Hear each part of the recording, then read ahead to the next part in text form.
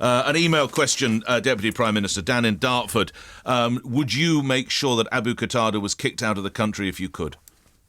Oh yeah, I think everyone would, wouldn't they, across the country? I don't know who wants. No one wants this guy to stay here. Well, the judges seem to be doing a good job. job. Look. What's happened? I mean, this has been going on for years and years. It's incredibly frustrating. I'm as frustrated as anybody. This guy shouldn't be here. He should be deported. I wish we could have deported him years ago. Never mind.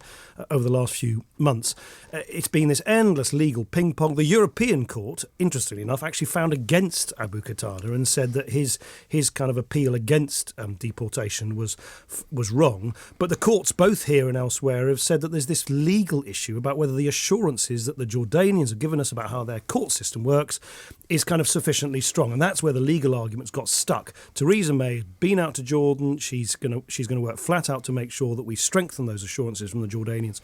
We are absolutely determined as a government to deport this guy. I wish we could do it earlier. We're having to jump through these endless legal hoops, but we will get there. What would happen if you did? Massive If we did fines. what? If you did, just put him on a plane. Well, if we put him on a plane... People ring my show, and in Sure, France, they say if it was France, he'd just be thrown out.